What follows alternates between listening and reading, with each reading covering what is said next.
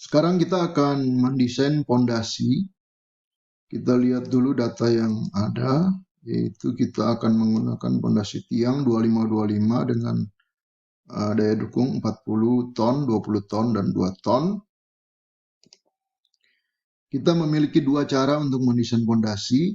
Yang pertama adalah kita menggunakan cara yang sederhana, yaitu reaksi dibagi dengan P izin daripada tiang. Kita pergi ke lantai 0, lalu kita tampilkan dulu support reaction-nya. Kalau terlihat masih 0, berarti kita harus refresh dulu dengan cara mengklik reopen, ya. Lalu kita klik kembali support reaction. Nah, sekarang akan ditampilkan support reaction-nya. Ini adalah support reaction terfaktor. Jadi kita harus rubah dulu menjadi unfactor. Kita klik change view option, analysis output. Kita pilih unfactor dengan reduksi live load otomatis, automatic live load reduction. Nah, kita bisa rubah angka ini. Lalu kita pilih show end pile dengan daya dukung tiang 40 ton. Ya. Kalau kita mau menggunakan efisiensi grup, berarti kita kalikan dengan efisiensi grup, misalnya 0,8 atau 0,85 menjadi 32 ton. Lalu kita klik OK. Support reaction kembali. Nah, dia akan menampilkan jumlah tiang yang diperlukan berikut reaksinya. Ini adalah cara yang sederhana. Jadi momen dan gaya geser gaya horizontal tidak diperhitungkan, hanya aksial tekan saja. Ada cara yang lebih akurat, yaitu dengan menggunakan modul foundation design. Kita coba bandingkan. Ini kita dengan cara sederhana kita dapat 32 tiang dengan kapasitas 32 ton. Kalau dengan cara yang lebih akurat, kita klik design, run foundation design. Nah, kita bisa memasukkan parameter yang lebih banyak. Misalnya axial group efficiency dengan Los Angeles. Lalu kita bisa masukkan tension, horizontal, misalnya desain dengan capacity design dengan faktor omega kita bisa masukkan. Lalu kita bisa masukkan juga tie beam-nya, misalnya tie beam-nya ukurannya 30, panjangnya 8 dan 6 meter, 30-60. Kita bisa masukkan juga misalnya kalau ada tekanan air tanah, tapi di sini 0. Kita bisa masukkan harga beton dan harga baja.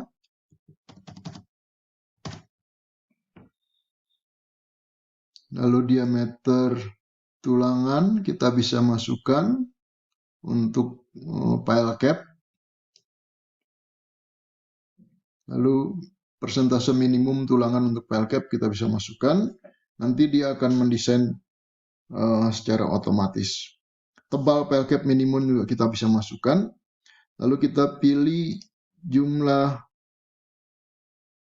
tiangnya, kita bisa berikan dua macam.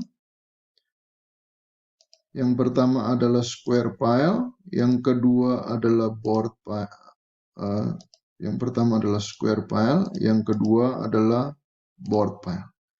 Yang square pile ukuran 25, board pile ukuran 40 misalnya. Kedalamannya misalnya ini 18, ini 20 meter. Dengan daya dukungnya misalnya ini 40 ton, ini 60 ton. Tensionnya sekitar separuhnya, 30 ton. Lalu lateralnya 2 ton, dan 3 ton. Dengan harganya, kita bisa masukkan misalnya, kita bisa bandingkan harganya, misalnya ini 300.000 per meter lari, jadi 300.000 berarti 5,4 juta per titik, harga per titik, karena ada termasuk ongkos dan sebagainya. Bore pile mungkin harganya per meter lari misalnya 600.000 dikalikan dengan 18 meter, berarti harganya misalnya 10 juta.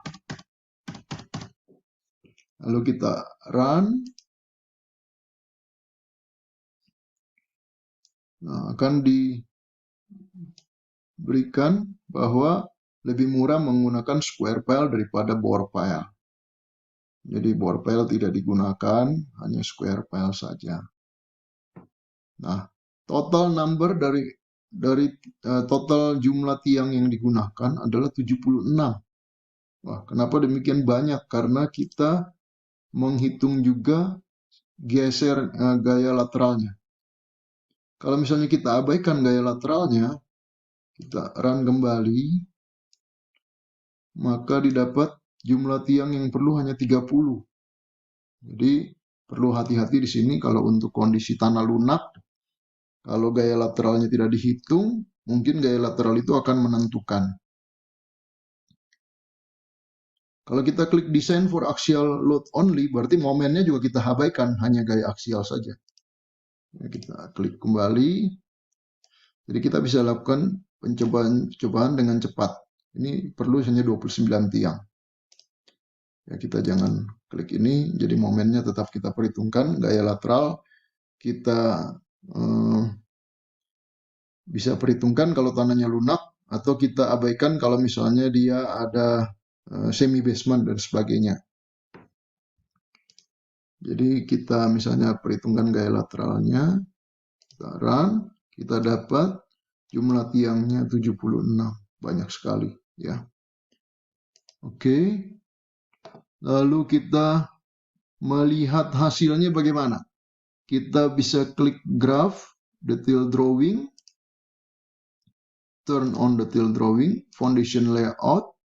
Kita pinjam layout dari balok lantai 1, lalu kita matikan ini, lalu kita klik oke. Nah, nanti akan ditampilkan DNA berisi detail layout dari file yang kita perlukan. Ini kalau kondisi kalau dengan lateral kita perhitungkan, gaya lateral kita perhitungkan. Kalau misalnya kita run kembali, kita bisa coba-coba berbagai macam kondisi. Dengan gaya lateral kita abaikan, ya tentu saja harus hati-hati karena kalau keadaan tertentu kita harus perhitungkan gaya lateralnya. Oke, terus kita generate kembali detail drawingnya, kita klik refresh. Oke, nah, akan ditampilkan kembali detail daripada pile cap dan jumlah tiang yang digunakan. Nah, di sini kita lihat ya, ada pemakaian bore pile 2 dan ini square pile 3. Kenapa ada bore pile 2 di sini? Karena kan tadi kita memberikan harganya, jadi dia akan ambil yang termurah. Tapi kalau kita misalnya hilangkan, hanya pakai satu macam file saja, lalu kita run kembali, oke, terus kita generate kembali detail drawingnya, refresh, maka yang tampil hanya satu macam tiang saja. Satu macam tiang panjang saja. Jadi semuanya menggunakan square pile. Ya, ini kita bisa melakukan simulasi dengan cepat. Bayangkan kalau misalnya ada proyek mall dengan panjang 30 bentang dan lebarnya 10 bentang, ini bisa dilakukan desain pondasi dan penggambaran pondasi dengan hanya beberapa detik saja. Lalu setelah itu kita lihat kembali Run Foundation Design. Di sini juga diberikan biayanya. Jadi biaya untuk filenya sendiri berapa, karena bisa dikalikan dengan harga per titik file yang kita berikan.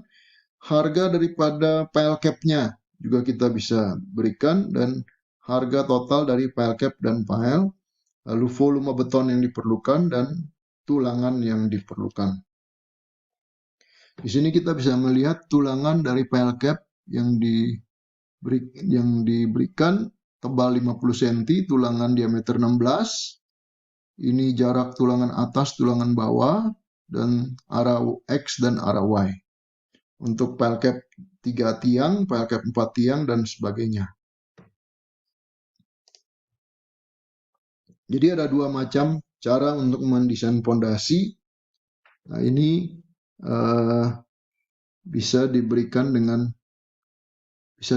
dengan cepat, dan kita bisa melakukan optimasi sehingga kita bisa mendapatkan desain fondasi yang optimal.